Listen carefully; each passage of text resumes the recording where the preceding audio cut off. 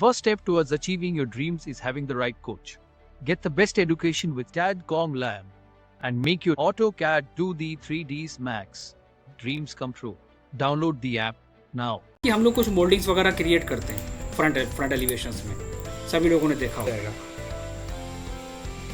अरे अब तो खैर, तो टाइप्स ऑफ बेड की फिर होस्पोस हो जाती है, समझ में नहीं आता। इसीलिए आर्किटेक्चर पार्ट में इसीलिए कॉल आउट्स को यूज़ करा गया है, डिटेल कॉल आउट को यूज़ करा जाता है ताकि आप उनको मार्क करके अलग सेपरेटली शो करा सकें सिस्टमेटिक वे। ग्रुप के बारे में नहीं पता तो बेकार है। ये सारी चीजें मैं क्यों एक्सप्लेन कर रहा हूं?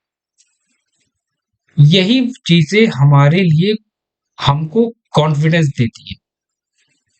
10 साल से काम कर रहे हैं, किसी ने पूछा फ्री स्टैंडिंग वैनिटीज क्या होती है, ये पूछा कि हमें टाइप्स ऑफ वैनिटीज के बारे में बताइए, मालूम नहीं,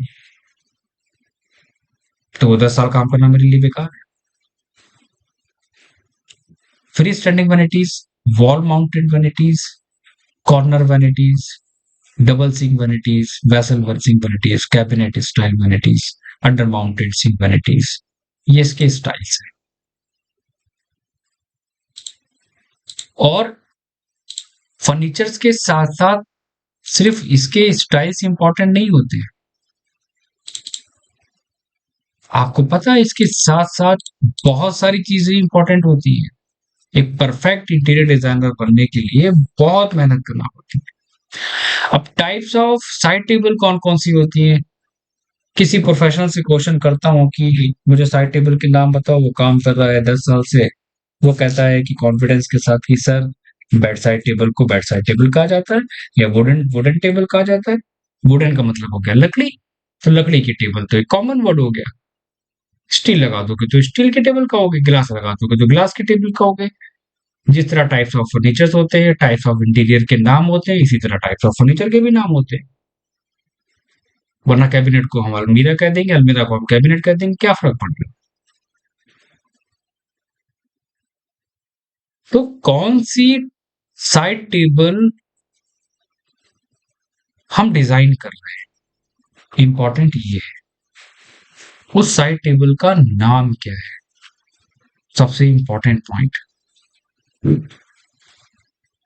एक तो काम होता है प्रोफेशनली, एक काम होता है काम चलाओ। काम चलाओ का मतलब क्या होता है कि मैंने बेसिक ड्राइंग बनाई, साइड पे चली गई, या बेड के नेम हो, बेड साइड टेबल के नेम हो। अब एग्जांपल, आप इंटीरियर डिजाइनर है, किसी ने पूछा कि सर यहाँ पर कौन सी लाइट दे, या अगर मान लो एग्जांपल, अगर किसी ने कहा कि मुझे एक रेस्टोरेंट, सबसे अच्छी चीज मैं यहाँ पर एक्सप्लेन करता हूँ, समझ में आ जाएगा कि मैं क्या कहना चाहता हूँ, कि प्रोफेशनल में और बिगिनर में क्या डिफरेंस होता है। सबसे बड़ा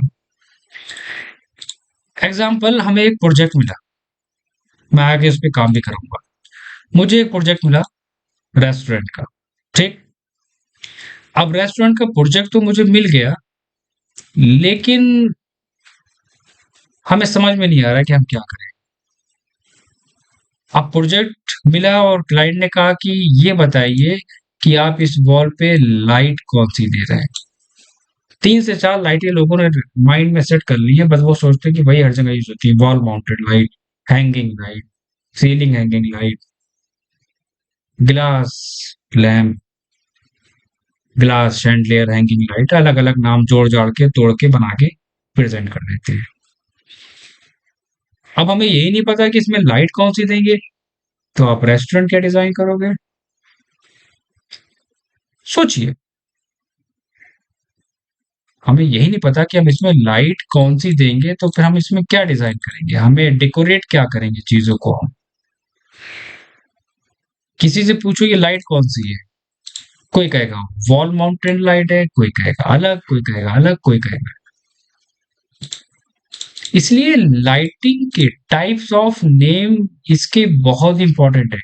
आगे हम लोग काम करेंगे, आगे हम लोग रेस्टोरेंट पे काम करेंगे, आगे हम लोग रेस्टोरेंट पे काम करेंगे, बहुत बड़े लेवल पे, बहुत बड़े प्रोजेक्ट पे काम करेंगे, रेस्टोरेंट की एक एक चीज की डिटेल्स पे काम करेंगे, सारी चीजें क्लियर हो जाएंगी।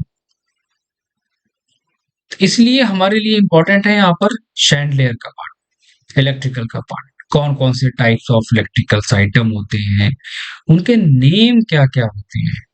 सोचो हर लाइट की एक प्रॉपर्टी, तो आप ज्यादा ना अभी लेके चलिए, फायदा कुछ नहीं है, हर बार की तरह फिर ओवर हो जाएगा।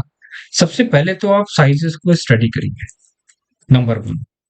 नंबर 2, आप वास्तु को स्टडी करिए कि कौन सा फर्नीचर आइटम कहाँ पर प्लेस करेंगे।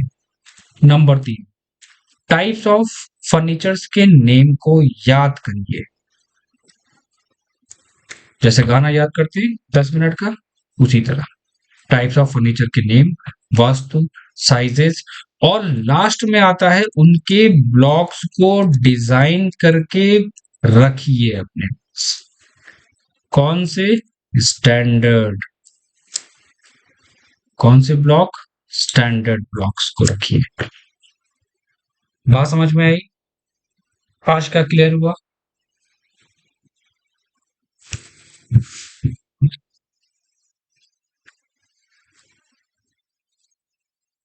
आज के टॉपिक से कुछ डाउट्स क्लियर हुए?